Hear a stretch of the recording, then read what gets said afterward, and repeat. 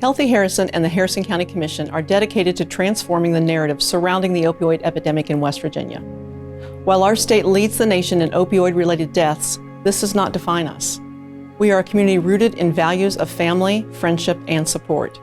We strive to be strong and healthy for ourselves, our loved ones, and our communities. West Virginia is home to countless inspiring stories of recovery, and our mission is to amplify these stories of resilience and transformation. The following interview is intended to highlight the strengths and determinations of individuals who have overcome the challenges of addiction. We invite you to share this message with your friends, family, and contacts.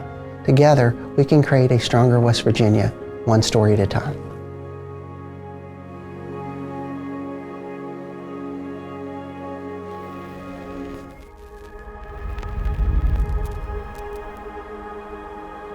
Well, my name is Roeder. I came to Teen Challenge back in 2023, and I did the year-long program there. I graduated, and I'm doing a 3-month internship there. So right now, I'm just helping them out whatever they need and building the kingdom. I grew up in a happy home. I actually grew up in church. My mom ran the soundboard in church, and then I stopped going because I was old enough to say no. Everything was fine until 2018 when I lost my mom, real suddenly to cancer, and I had lost my dad prior to that in 2010. But whenever I lost my mom, it was like the rug just got ripped out from underneath me. My whole identity got ripped away. Like I wasn't anyone's daughter anymore. Well, I started smoking weed probably at like 13, 14. And I smoked a little bit of weed pretty much ever since then. Whenever I lost my mom was just whenever the alcohol came in to an unhealthy level and methamphetamines came in. And that was my first experience with methamphetamines after that. Just being around other people that had it. And that's whenever I just started trying to fill that hole with alcohol, drugs. Of course, it just got me to the point where I was a meth addict, alcoholic. By the time in 2023, like 6 years, I struggled with addiction. I was an alcoholic to the point, if I didn't drink within a couple hours of getting up, I would shake uncontrollably, be sick in the bed all day. Like I needed alcohol to function. Just to get up, I needed it.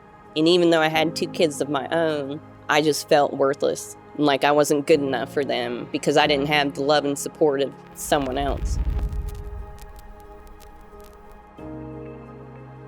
I remember the first time I ever got the shakes from not drinking alcohol. It was just kind of like, how did I even get here? Have I really been doing this long to the point where my body goes through physical withdrawals from it?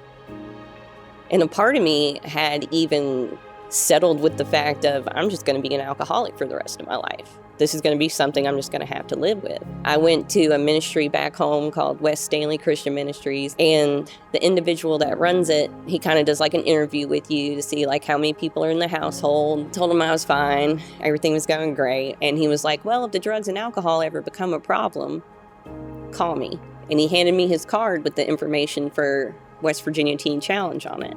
And I still went a whole year with that thought in the back of my head, but I couldn't get rid of it. Sometimes I would just go on the Teen Challenge website and just look at it and, read a couple of the testimonies and think like, I wonder if God would do that for me. I wonder if he could do that for me. And then finally, there had been an incident the guy I was dating had beat me black and blue.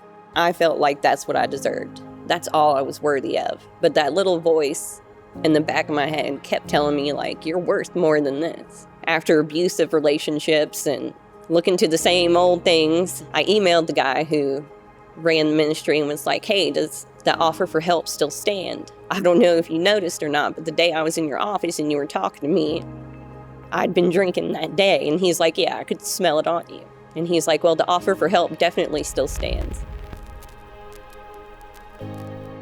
And it was a week later that I ended up in a truck with 2 women from the ministry that brought me 5.5 hours all the way from North Carolina up here to West Virginia Teen Challenge. And I remember when they dropped me off, like just waiting for the detox symptoms to start, waiting for the shakes to come, waiting to feel sick, but they never came. And now I know that it was God taking it from me and showing me, I brought you here.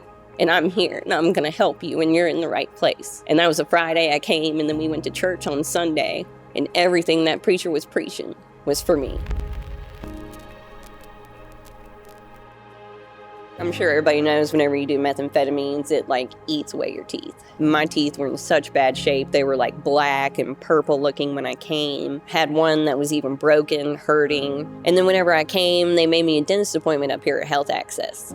And that's where I met Vanessa. I remember I wouldn't even smile real big before because I was kind of like, ashamed of my teeth and everything. And Vanessa was just assured me like, oh, you don't worry about it. We're going to fix you right up. I remember when she finished the last ones and giving me a mirror to look, I just started crying. I just started crying because, you can feel being new on the inside all the time.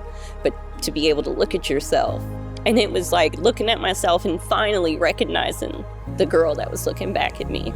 After so many times looking in the mirror and not knowing who she was. Like all of it I didn't think was possible. There were times where I thought I'd never be happy again. There were times where I never thought I could hold down a job because I thought I'd have to be drunk just to be functioning. There were times where I thought my family would never talk to me again. There is hope in Jesus Christ, and people out there who are struggling with addiction aren't alone, and that there is someone that can heal them from the inside out.